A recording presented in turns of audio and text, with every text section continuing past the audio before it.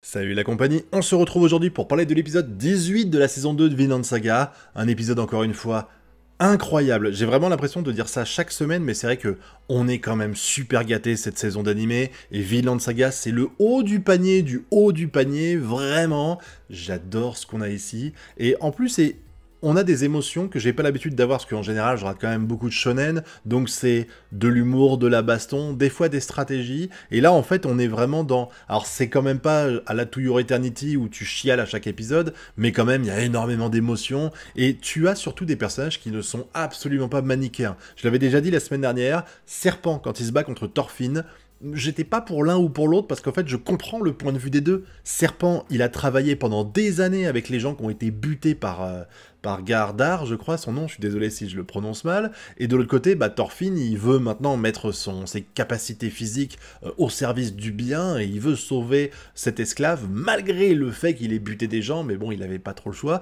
Et là, en fait, on a un peu la continuité de ça parce qu'on a enfin Ketil qui va débarquer sur son domaine et qui va être complètement amorphe. Alors je suis désolé si je me trompe un peu dans les noms, parce que je suis vraiment pas doué pour les retenir, c'est pas que je m'en fous de l'animé, c'est juste que j'ai aucune capacité de mémoire pour les noms, et je crois que c'est Thorgil qui arrive en mode « je suis trop content, on va se battre, préparez-vous ». Comment il peut imaginer une seule seconde qu'ils auront une chance?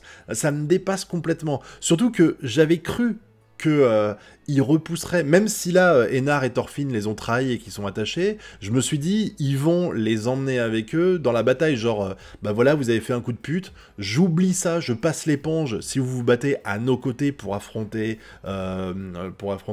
Canute. Peut-être que ça arrivera, mais en tout cas là il a l'air de s'en battre les couilles. Ketil il dit vas-y prenez-les, mais par contre Arned est à moi, et ça, c'était fort ce moment-là. Alors j'ai vu beaucoup de gens insulter Ketil pour ce qu'il a fait, et je suis complètement d'accord, c'est pas bien, tout ça, mais ça fait partie de ses prérogatives. En fait, j'essaie de mettre un peu à sa place. C'est-à-dire que il est en train de tout perdre, tout simplement. Il a toujours été bon, il a toujours été gentil avec ses esclaves malgré tout. Je veux dire, quand tu vois comment a été traité le mari de Arned, tu te doutes bien que il a vécu l'enfer, alors que Arned, Einar et Thorfinn, ça a été, en tout cas pour Ketil, après il y a des gens qui les traitaient mal, mais Ketil en soi est un très bon maître pour ses esclaves, jusqu'à carrément accepter de les émanciper, ce que je trouve quand même assez exceptionnel, hein, c'est pas du tout une obligation, donc il fait vraiment ça, parce que c'est un mec bien, qu'on le veuille ou non, c'est un mec bien Ketil, et le karma en fait ne le rembourse pas de tout ça. Il va se faire déglinguer, enfin là, il est pour ainsi dire condamné. Je veux dire, Canute va arriver avec toute la, enfin pas l'armée, toute l'armée, mais il va arriver avec ses meilleurs soldats. Dans l'idée, eux, c'est des troufions qui se battent quasiment jamais, qui se contentent juste d'arrêter des voleurs et des brigands. Leur territoire est pas prêt, on l'a vu avec quand ils disent de remettre de remonter les forteresses là. Il reste 3 bouts de branches, tu vois pas comment ils vont réussir à s'en sortir. Donc il se dit, c'est game over, il va bientôt mourir. Donc quand il arrive sur place, en plus d'être traumatisé dans le truc et de pas avoir mangé pendant 2 jours, je crois, il fonce, il veut voir Arned, parce que Arned c'est un petit peu... Genre, c'est sa Madeleine de Proust, vous savez, c'est la personne qui va lui apporter du réconfort. Il est dans une situation où il sait que l'avenir est catastrophique, que tout ce qu'il a fait va s'effondrer très prochainement, et il se dit, au moins, je vais passer un moment positif avec ma maîtresse, avec mon esclave, comme ça, je vais oublier pendant quelques instants mon quotidien morose, avec sa femme qui joue un peu la jalouse, hein, clairement, je me rappelais même pas qu'elle était vivante, je croyais qu'elle était morte. Et du coup, il va apprendre ce qui s'est passé, et il va se vénère. Alors déjà, bon, il y a le garde, là, qui voulait niquer Arned. T'aurais dû t'y prendre un peu plus tôt, mon gars. C'est quand même dommage pour toi, j'ai envie de dire, de pas y avoir pensé avant. Et t'as eu la chance que Ketil était tellement omnubilé par Arned qu'il a pas pensé à toi. Mais là, Arned, c'était sûr qu'elle allait prendre cher. J'avais prédit, pour moi, j'avais dit avant cet épisode-là que Ketil allait rentrer, qu'il allait se vénère, et qu'il allait la battre au point qu'elle perde son enfant.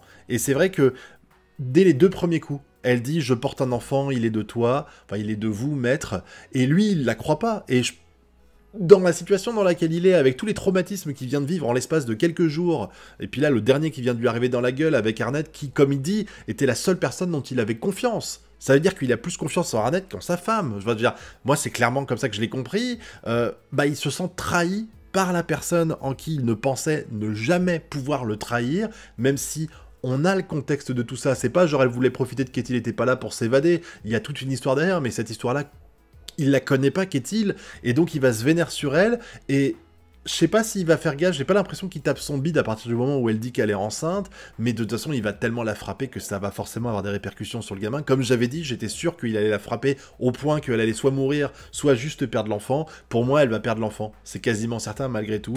Et j'ai beaucoup aimé l'intervention de Serpent, qui dit pas, il arrive pas en prenant un truc en disant « Oh là là, qu'est-il, tu te calmes là, tu déconnes, hein !» Non, non, il dit « Voilà, elle mérite une punition pour ce qu'elle a fait, si vous voulez la battre à mort, c'est votre droit, mais...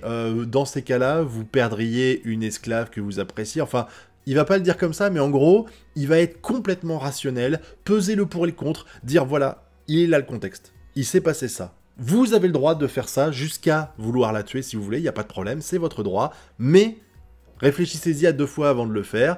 Je vais lâcher le bâton, et quand je l'aurai lâché, si vous voulez la tuer, butez-la, sinon, bah voilà. Et là, Ketil lâche le bâton et se casse. De toute façon, il va être très vite préoccupé par ce qui se passe autour de lui, parce que comme on a dit, la zone où il est, elle est pas du tout prête à accueillir un combat. Canute, il arrive avec ses meilleurs Vil Kicks, j'ai l'impression. En plus, c'est dit à un moment donné, on va retrouver l'autre là avec la tête carrée, là que j'aime pas du tout, et que personne aime, je pense, qu'il est responsable de toute l'histoire de Vinland Saga. Enfin, on aime l'histoire de Vinland Saga, mais ce connard qui a fait tuer le père de Thorfinn et qui a foutu quand même la merde un peu partout à droite à gauche, et qui trahit à bon comme il veut, hein, parce que au début il était avec le daron de Canute, maintenant, bah t'inquiète, hein, le daron de Canute, il s'en bat les couilles, bon, il est mort, mais maintenant il est avec Canute, et t'inquiète, hein, il suce bien le pouvoir, ce mec-là, hein, il le suce bien, et il a des hommes ultra compétents qui vont arriver ici face à une poignée de mercenaires qui pour moi n'ont aucune chance. Est-ce qu'il va quand même se passer ce que j'ai dit et que Thorfinn et Einar vont vouloir défendre le territoire, ou est-ce qu'ils vont se barrer avant? Ce serait quand même vachement décevant qu'il se casse au moment où l'autre arrive, mais en tout cas, Leif, c'est Leif, je crois son nom, il est super gentil, tu dis, ça fait des années qu'il est à la recherche de Thorfinn, il n'a pas de lien de sang avec lui. Il n'y a rien qui l'oblige à faire ça, et pourtant il l'a fait, il cherche depuis des années, là il l'a trouvé, et il est même prêt à racheter les 2 autres esclaves, à savoir Einar et Arned, même si Arned ça pourra pas se faire, mais je trouve que c'est vraiment un bon gars ce mec. En tout cas cet épisode, même s'il était traumatisant pour beaucoup de personnes, et je peux tout à fait comprendre à cause de ce qui se passe, que vous avez Ketil qui a baissé dans votre estime, encore une fois je cautionne pas ce qu'il a fait, mais quand tu te mets dans le contexte de l'époque, et quand tu vois ce qu'il a vécu, c'est... normal, je sais pas si c'est le bon mot, mais en tout cas je trouve que les personnages ont tous des réactions qui sont extrêmement cohérentes, et on n'a pas de personnage manichéen, comme j'ai dit, Serpent il est pas, pour moi Serpent c'est pas un enculé, c'est pas non plus un mec super tout blanc, et qu'est-il pareil, il a des phases dark comme celle qu'on vient de voir là, mais c'est quand même un bon gars la plupart du temps, et je trouve que c'est toujours bien, parce que c'est difficile de réussir à faire des personnages qui sont pas des clichés, parce qu'il n'y a pas de clichés pour moi dans quasiment pas, il y en a quelques-uns quand même, mais il n'y a pas beaucoup de clichés dans Vinland Saga, et il n'y a pas des personnages qui sont extrêmement bons, extrêmement mauvais, qui servent de comiques de répétition en boucle ou autre.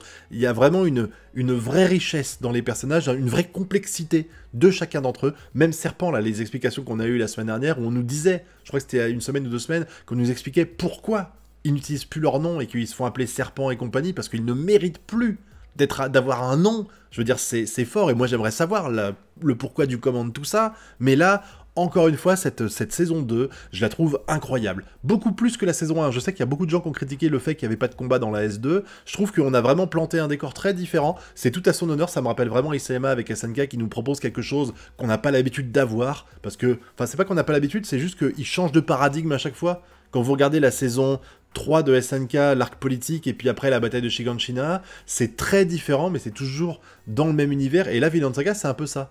On a eu un truc très différent avec le passage en tant qu'esclave, qui était quand même intéressant et qui a permis de remettre en cause la situation de Thorfinn, dont il parle encore dans cet épisode-là, qui m'a... C'est un peu redondant, j'avoue, le passage, oh là là, un monde sans esclaves, tout ça, aller créer un monde où il n'y en a pas, enfin, j'exagère, c'est pas exactement ce qui est dit dans cet épisode-là, mais ça m'a vraiment rappelé la redondance de ça dans plusieurs épisodes de ça, mais je trouve quand même que c'est super bien fait.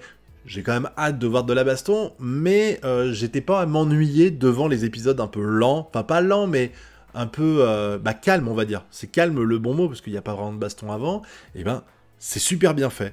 Et ça doit pas être facile pour un mangaka de réussir à alterner différentes vitesses, différents tons dans sa propre œuvre, et l'auteur de Vinland Saga le fait extrêmement bien.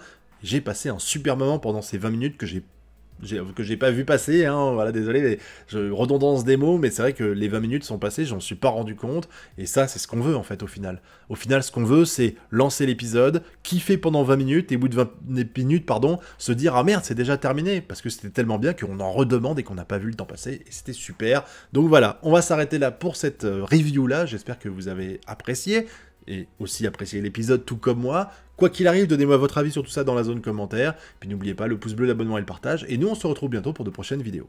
Tchuss!